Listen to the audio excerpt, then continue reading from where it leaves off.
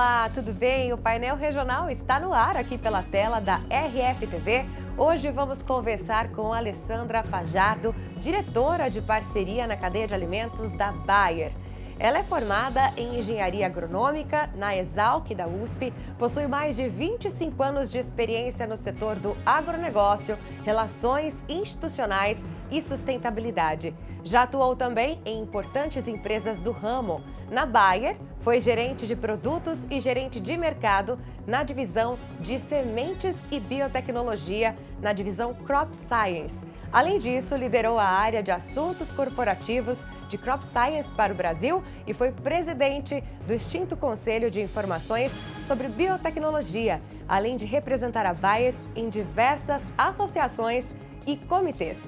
Entre suas atribuições como diretora de Food Chain Partnerships para a América Latina da Bayer estão também a interlocução e aproximação com contatos da companhia em todo o Brasil e América Latina, focando nos temas da cadeia de alimentos, meio ambiente, mudanças climáticas, mercado de carbono, biodiversidade, entre outros. Alessandra, muito obrigada pela presença aqui nos nossos estúdios, pela disponibilidade. Prazer estar aqui com vocês. Seja bem-vinda. Obrigada. Muito obrigada, viu? E vamos começar o painel regional, né? Você que é engenheira agronômica formada aqui na região, já atua em diversas áreas e hoje está focada, né, na cadeia de alimentos em uma atuação para toda a América Latina. Conta pra gente um pouquinho aí do seu trabalho. Bom, meu trabalho é tentar ver a cadeia de alimentos como um todo. Então, a Bayer está muito focada nos agricultores, né? A gente está lá no dia a dia do agricultor. Mas a gente precisa entender para onde essa produção desse agricultor vai. Então, meu trabalho é tentar fazer parcerias para que a gente consiga levar mais valor e mais sustentabilidade na cadeia de produção de alimentos. Então, eu faço parceria com outros elos da cadeia. Que legal! E por que ao falar de cadeia de alimento é importante falar de meio ambiente, mudanças climáticas, mercado de carbono, biodiversidade e afins? Bom, eu acho que a gente não tem como tirar a parceria de produzir mais e preservar mais. A gente, como o Brasil é um país que tem muita reserva natural, muita natureza aí para ser preservada. A gente tem hoje possibilidade de produzir na mesma área mais sem ter que abrir e expandir áreas. Então, todo esse trabalho, ele resulta em o que a gente chama de uma maior resiliência climática, né? Esses agricultores que fazem uma agricultura mais conservacionista, mais sustentável, eles acabam sendo muito mais resistentes a climas adversos, né? A problemas que possam ter de mudanças climáticas, porque ele tem mais colchão ali de resistência, né? Então, a gente ajuda e promove programas para ajudar esse agricultor a adotar práticas mais sustentáveis e com isso ele também ganha nessa resiliência climática. Não tem jeito, né? A gente tem cadeias que estão pedindo tópicos de sustentabilidade cada vez mais. O selo verde, né? Ele está cada vez mais presente. Mais presente. Em todos os países, né? O Brasil se inclui muito nisso, não tem como, né? Isso é muito bom, na verdade. Com certeza, todos ganham, né? Com certeza.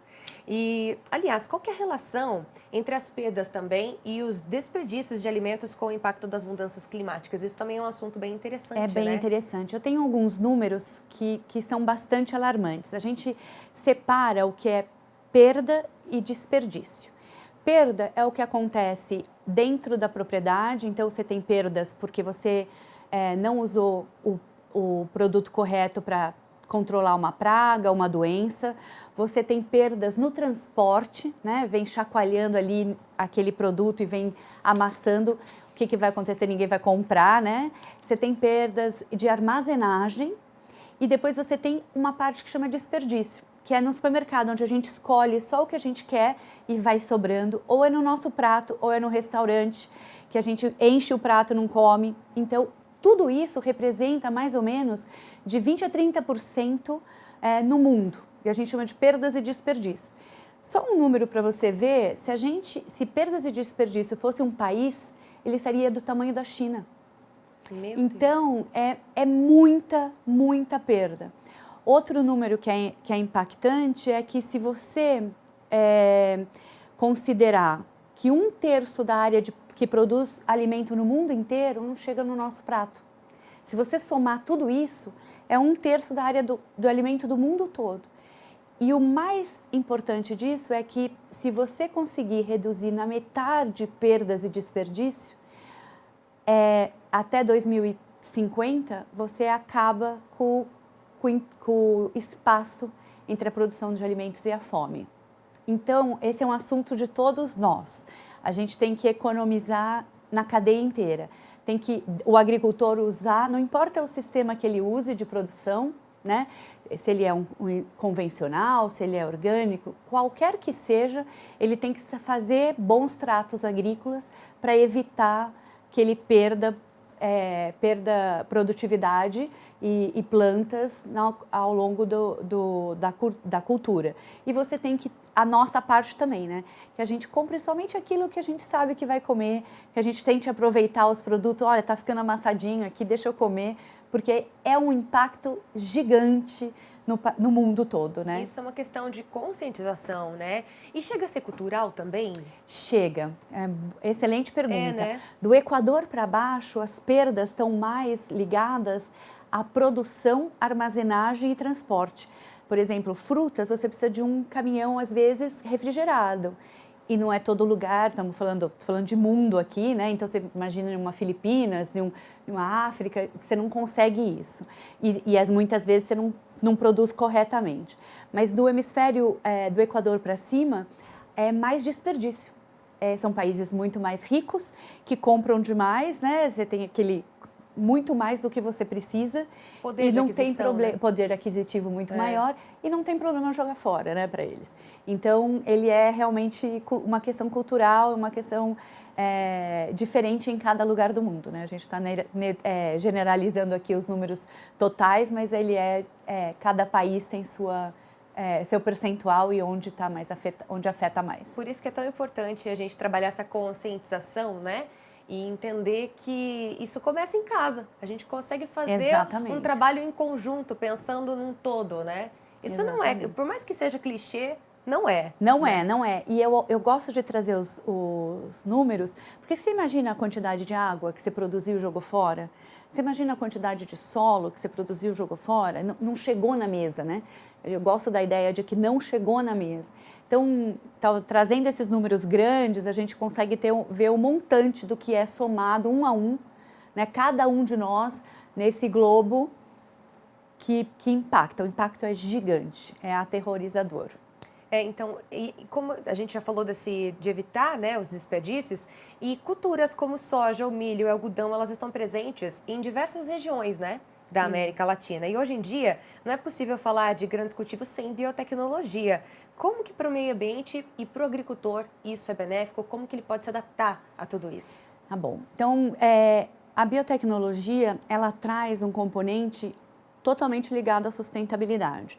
Imagina que se eu não utilizar a biotecnologia, eu vou precisar controlar plantas daninhas, pragas, doenças em vários momentos da cultura. Com a biotecnologia, essas plantas se tornam resistentes a essas pragas e doenças.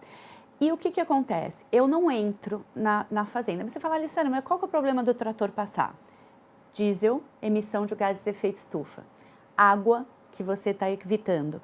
Então, compactação do solo, porque vai amassando o solo, você compacta o solo, a disponibilidade de nutrientes e a raiz para essa planta crescer é muito pior. Então, a biotecnologia está ligada diretamente a essa característica de sustentabilidade. Você deixa de aplicar 20 vezes para aplicar 3.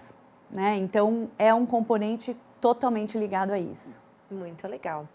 É muito interessante a gente falar sobre isso, porque às vezes você fala de agronegócio e você nem imagina, né? Todo o processo que tem envolvido nisso tudo, né? Eu gosto muito de falar que se você pegar um grão de milho, um grão de soja, você não tem ideia da quantidade de tecnologia que tem ali dentro. Porque você tem um melhoramento que pode demorar 15 anos para trazer uma semente nova no mercado. né? Um desenvolvimento de um produto também pode demorar 10, 12, 18 anos também para trazer no mercado. Então, existe muita inovação e muita tecnologia em um grãozinho de milho. Pode ter certeza que disso. está na nossa casa, que tá ali, né? Que faz parte do nosso dia a dia, faz parte do alimento, principalmente do brasileiro, né? Muito legal. E com as novas tecnologias, como que essas novas tecnologias podem ajudar na redução da agricultura e também ajudar os agricultores a se inserirem nisso? Porque eu percebo, assim, que existe uma resistência cultural também de novas tecnologias, né? Depende do tipo de tecnologia, tem mais resistência e depende também da região que você está. A Bayer tem um programa que chama Procarbono, onde a gente tem 2.000 agricultores. E quando a gente fez a pesquisa para esses 2.000 agricultores, eu falei, olha, ele falava, mas o que você vai me dar? Eu vou te dar 3 anos de consultoria externa para você fazer boas práticas agrícolas, para você acumular mais carbono no solo.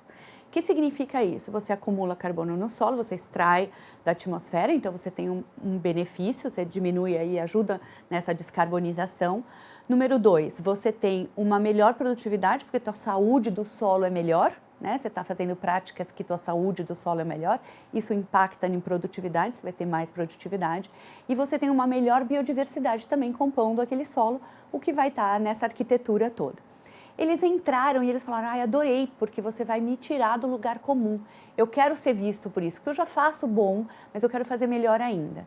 Então, de alguns lugares, ele tem. Nesse processo do Procarbono, a gente consegue mensurar esse carbono, esse acúmulo do carbono no solo e mostra que a agricultura, apesar de números falarem que a agricultura é um dos maiores emissores de gases de efeito estufa, ela também pode ser um dos maiores sequestradores e junto com esse carbono no solo. E quanto mais essa planta produz, mais carbono, mais economia desse carbono você tem. Então, obviamente, a gente também tem um Brasil muito diverso e você tem agricultores mais tradicionais e agricultores mais destemidos e que têm uma vontade de novidade e inovação muito grande. A gente também trabalha na Bayer, a gente entende que a gente não é especialista em tudo, né? A gente tem o nosso pipeline de produtos, mas a gente não é especialista em tudo. Então, a gente trabalha muito com colaboração, com o que a gente chama de inovação aberta.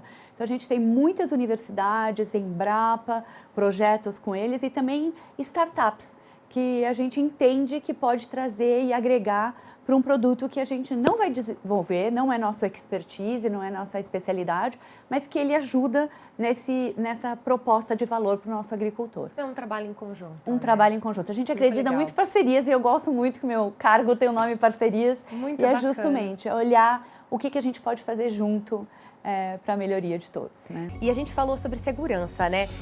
Atualmente a segurança alimentar realmente ela é muito importante. E como que a Bayer aposta nisso? Como que vocês trabalham em relação a esse assunto, né? Que é tão relevante. Esse é um tema muito importante, porque o alimento tem que chegar de uma forma segura ao consumidor. A gente tem toda uma divisão onde a gente investe muito em que os agricultores façam uso correto e seguro das nossas tecnologias, para que ele possa utilizar conforme a bula, né? A gente reforça muito isso, a gente participa de treinamentos, a gente fornece treinamentos, temos parceria com certificadoras, justamente para que a gente possa, que ele use conforme a bula, né? Eu sempre brinco que existe um receituário agronômico como um receituário médico. Então, você toma um remédio da forma que o médico prescreve. Então, você tem que utilizar o produto conforme está prescrito na bula. E é importante nisso a rastreabilidade, né? A gente tem que fazer com que isso chegue e que a gente possa saber de onde vem, né? Então, cada vez mais rastreabilidade vai ser importante para que você possa saber que esse alimento é seguro para consumo.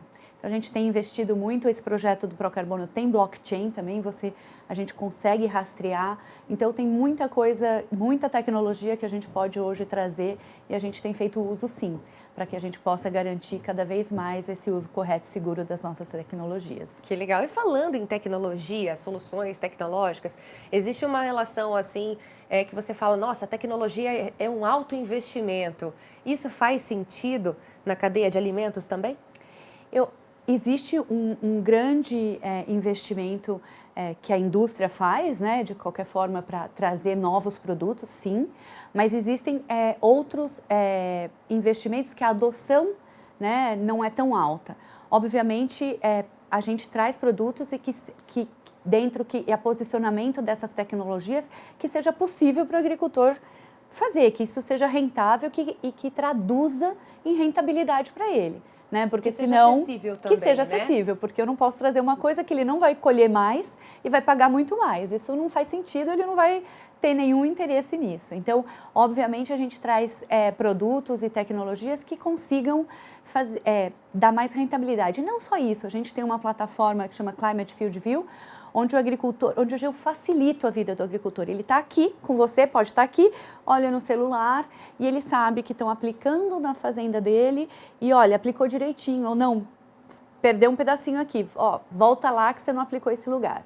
Então ele sabe quanto ele vai colher em cada talhão dele, ele sabe onde tem incidência de praga. Antes a gente falava que a gente aplicava quando necessitava. Hoje a gente aplica de forma preventiva. Não aplica de preventivo. Você aplica onde precisa, quando precisa e exatamente o que precisa. Você pode olhar talhão a talhão, que são esses pedaços de áreas dentro de uma propriedade, um a um, para que você customize isso. Então a inovação e a tecnologia te traz essa possibilidade também. O que é bárbaro, né? Você não joga fora produtos, é o teu bolso e você não tem necessidade de jogar produto no meio ambiente também que não tinha necessidade. Que não vai ser necessário, né? Muito legal. E a pandemia, Alessandra, impactou o que vinha sendo desenvolvido com esses avanços tecnológicos em relação à cadeia de alimentos? Bom, eu acho que o mais impactante que a pandemia trouxe para a gente é a comercialização, né? Houve um boom gigante de necessidade, os países falaram, eu não posso ficar sem comida, né? Soberania de um país é que ele tem alimento para sua população, então houve compras, né? Acho que o primeiro momento a gente ficou bem feliz, o agricultor, porque vendeu muito, comprou muito, né? A Europa, os Estados Unidos, aí todo mundo entraram comprando, a China, né? Comprando muito. De uma certa forma, o que eu acho que teve um impacto foi justamente, talvez, no preço dessas commodities, no preço dos produtos, porque você tinha uma produção um pouco mais reduzida, né? A gente, por exemplo, como que eu produzo? Eu tive que espaçar turnos, ter menos gente no turno, ter todo um controle. Então, você não consegue produzir a mesma quantidade e mesmo as propriedades. Diversos agricultores tiveram que ter menos funcionários. Então, impacta sim, mas isso já foi resolvido, né? Agora a produção está aí para todo mundo. E a gente acha que esse ano vai ser uma safra recorde também. Que bom, né? E recentemente, no mês de junho, você participou do Food Tech, né? Fórum Internacional, que aconteceu em Campinas. Um evento grandioso, né? Que destacou a transformação da indústria de alimentos e também o alimento do futuro, né? Como que você destaca a importância desse nível de discussão? Eu acho que o papel que o Food Tech Hub, que é o organizador desse evento, faz, ele traz a oportunidade de ter um hub de startups que estão fazendo coisas diversas, né? Você tem proteínas alternativas, você tem outros olhares que normalmente uma grande corporação não vai estar olhando. Então, é excelente para a gente ver o que tem de inovação, onde está indo e como a gente pode atuar cada vez mais juntos e de forma a olhar como um ecossistema, né? A gente tem que olhar o todo. Então, esse hub traz muita diversidade, muita inovação e, inclusive, alguns das startups que estavam ali, a gente já conversou, olha, tem uma oportunidade aqui ou ali, então a gente tem trazido para perto. E é excelente, foi muito bom o evento e espero outras edições. Acaba sendo uma troca entre pessoas que estão ali interessadas no mesmo trabalho, que estão focadas no mesmo caminho, né, digamos assim. Exato, e não é tudo flores, né? Então também traz as dificuldades para que você possa mostrar, olha, tenho dificuldade nisso e talvez a minha dificuldade é a tua expertise e você pode me ajudar. Com certeza. Então eu acho que esse é o legal desse tipo de evento. Muito legal. E como que a Bayer, Alessandra, tem olhado para as questões do futuro? Bom, a gente tem preparado muito, a gente tem olhado muito o que vem pela frente, desenvolvido produtos biológicos, produtos que se adaptam a condições melhores, pensando nisso. A gente tem trabalhado principalmente no projeto Procarbono, onde a gente vê a possibilidade que no futuro o agricultor brasileiro possa vender créditos de carbono dessa agricultura sustentável, né? Então, como é que a gente ajuda esse agricultor a trazer isso? A gente tem investido muito em pesquisa, desenvolvimento e parcerias justamente para isso, para a gente se preparar e trazer o novo, mas com uma base sólida e principalmente baseado em ciência. Eu acho que esse é o grande trunfo que a gente tem, que eu me sinto, né, orgulhosa, porque eu acho que tudo que a gente faz é baseado em ciência, tem que ter o respaldo da ciência, e por isso que a gente trabalha colaborativamente com diversas universidades, Embrapas, aqui no Brasil e fora também. Isso é o respaldo que a gente tem, que isso foi testado, aprovado, discutido, né? E com isso a gente pode trazer para todos. Muito legal. E hoje se fala muito em ESG, né? E essa pauta está cada vez mais necessária dentro das empresas. Como que a Bayer também lida com esse assunto? Bom, a gente tem uma meta que eu acho bem agressiva. Nós temos uma meta que a gente brinca que chama 30-30-100. O primeiro 30 é reduzir 30% das emissões de gases de efeito estufa na agricultura, nos países e nas culturas que a gente trabalha. O outro 30 é reduzir o impacto ambiental dos nossos produtos químicos na agricultura. A gente olhar para dentro, ver que além de aprovados, mas como é que a gente reduz ainda mais esse impacto. E o 100 é melhorar a vida de 100 milhões de pequenos agricultores no mundo todo. Essas metas são para 2030, né? Então, em poucos anos aí, a gente tem que trazer todas essas metas. A gente também tem a meta de ser carbono neutro em 2030. Então, a gente tem metas agressivas como grupo. ESG está dentro da nossa liderança, do negócio. Ele não é uma pauta corporativa somente, ele é uma pauta do negócio. Nossos líderes de negócio têm metas de sustentabilidade e para a gente está vivendo assim, isso o dia todo. Então, esse é um trabalho nosso mesmo, assim, tá intrínseco e permeado dentro da organização. Se fala, né? O tempo todo disso. Se fala. Eu gosto muito de uma coisa que a gente chama dos 3 Fs. Preservar floresta para a produção de food, de alimentos, né? E com financiamento. Então, a gente tem que trazer financiamento, né? Envolver bancos, envolver empresas que trazem financiamento para o agricultor, para que ele possa fazer essa transição para uma agricultura regenerativa, para que essa agricultura regenerativa fique. Não que ela seja um ano e não valeu a pena. Não, que ela fique. Que permaneça. Que permaneça e que aí a gente consegue produzir mais na mesma área e preservar a biodiversidade, preservar as florestas. Então, eu gosto dos 3 Fs. Forest, Finance and Food. Porque eu acho que isso resume o que a gente tem que trazer para o mundo. Que legal que isso se perdure aí por várias e várias gerações, inclusive, né? Muito bacana. E nessa parte da cadeia de alimentos, quais são as suas expectativas e as expectativas da Bayer? Eu acho que a gente tem a expectativa de fazer essa transformação com o agricultor para que ele adote essas práticas. Eu estou lá, né? Eu estou no dia a dia com ele, mas que eu também consiga trazer que a cadeia de alimentos como um todo possa reconhecer que essa agricultura regenerativa tem um valor adicional e que possa trazer um benefício para ela, né? Que possa pagar por isso. Eu acho que se a gente conseguir essa transformação, a gente consegue que isso seja perene, que isso se mantenha pelo campo, pelos anos todos, né? Então, quem sabe daqui em 20, em 30, em 40, em 2040, 2050, a gente possa falar que toda a agricultura do Brasil é regenerativa.